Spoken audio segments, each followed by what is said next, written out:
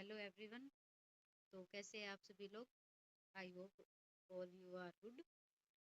तो आज का हमारा क्वेश्चन पेपर रहेगा BSc BEd third year examination 2025, chemistry का पेपर फर्स्ट, ऑर्गेनिक केमिस्ट्री। और जैसे कि आप सभी को पता है, टाइम होता है इसमें 3 घंटे का, मैक्सिमम मार्क्स होते हैं 40। और सेक्शन ए में 10 क्वेश्चन करने होते हैं, एक एक नंबर के आते हैं। और सेक्शन बी में 5 क्वेश्चन करने होते हैं, 3 3 नंबर के होते हैं। और सेक्शन सी में 3 क्वेश्चन करने होते हैं अपनी मर्जी से, वो 5 5 नंबर के होते हैं। यानी कि पूरा जो पोर्शन है सी का वो 15 नंबर का होता है। तो चलिए स्टार्ट करते हैं हम सेक्शन ए। सेक्शन ए में पहले क्वेश्चन का पहला पॉइंट है, जिसल विधि द्वारा किसका परिमापन किया जाता है। सेकंड पॉइंट, किस प्रकार के अल्कोहल आयोडोफॉर्म परीक्षण देंगे, समझाइए। उसके बाद तीसरा क्वेश्चन, कीटोन एल्डिहाइड से कम क्रियाशील क्यों है। चौथा क्वेश्चन, रोजेनमुंड अभिक्रिया लिखिए। पांचवा क्वेश्चन, MMPP का पूरा नाम लिखिए। उसके बाद छठा क्वेश्चन, एक्सप्लेन यानी कि समझाइए कि फॉर्मिक अम्ल एसिटिक अम्ल से प्रबल अम्लीय है, क्यों। सातवां क्वेश्चन, एनिलीन से पी नाइट्रो एनिलीन बनाने के लिए समीकरण सहित अभिक्रिया दीजिए। उसके बाद आठवां question, aromatic amine aliphatic amine की अपेक्षा दुर्बल क्षारीय क्यों होती है। उसके बाद है नौवां क्वेश्चन, निम्नलिखित यौगिकों में क्रोमोफोर तथा ऑक्सोक्रोम को पहचानिए। ए पॉइंट दे रखा है और बी पॉइंट दे रखा है। OH, फिर बेंजीन है, और फिर COH। और उसी प्रकार वह है NO2, बेंजीन, और फिर NH2। इसमें 10th क्वेश्चन है, अधिस्वरक से क्या तात्पर्य है, what is meant by overtones. उसके बाद है सेक्शन सी।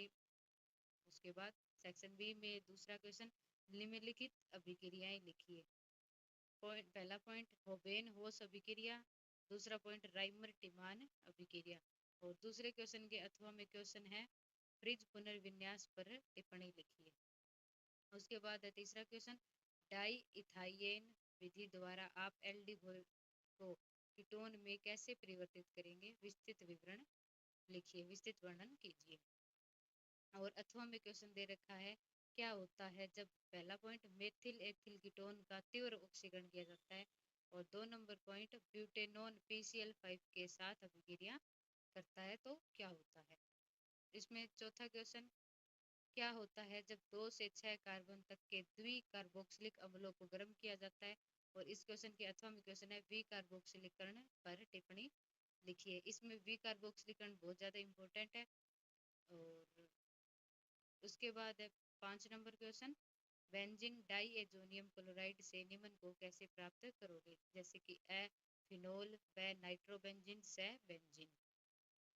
उसके बाद है इस क्वेश्चन के अथवा में क्वेश्चन, निम्नलिखित पर संक्षिप्त टिप्पणियां लिखिए।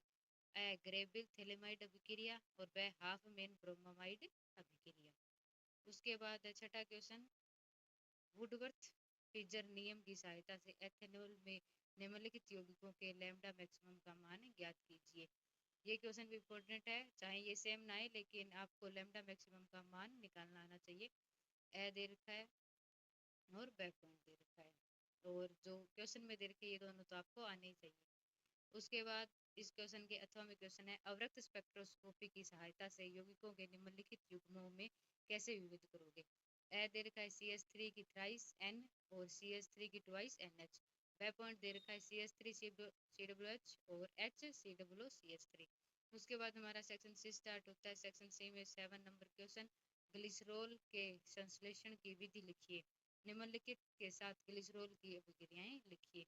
यानी कि जो ग्लिसरॉल है, पहले तो उसके बनाने की विधि लिखनी है, और उसके बाद ग्लिसरॉल है वो इनके साथ क्या अभिक्रिया करता है, जैसे कि KHSO4 है। दूसरा पॉइंट HI के साथ क्या करता है।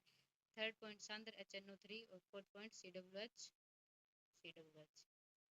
उसके बाद है हमारा 8वां क्वेश्चन, निम्नलिखित अभिक्रियाओं की क्रिया विधि लिखिए। एल्डोन संघनन और आर्केन संघनन। उसके बाद है 9वां क्वेश्चन, कार्बोक्सिलिक अम्लों की अम्लता पर प्रतिस्थापियों के प्रभाव को समझाइए। उसके बाद है 10वां क्वेश्चन, नाइट्रीकरण क्या है, बेंजीन के नाइट्रीकरण की क्रिया विधि दीजिए। विभिन्न माध्यमों में नाइट्रोबेंजीन के अपचयन की विवेचना कीजिए। उसके बाद हमारा लास्ट क्वेश्चन 11वां क्वेश्चन, निम्नलिखित पर संक्षिप्त टिप्पणियां लिखिए। एक नंबर इलेक्ट्रॉनिक संक्रमण के प्रकार और दूसरा अवशोषण सेल्स का विस्थापन। आई होप ये क्वेश्चन पेपर आपको अपने एग्जाम के लिए इम्पोर्टेंट साबित हो।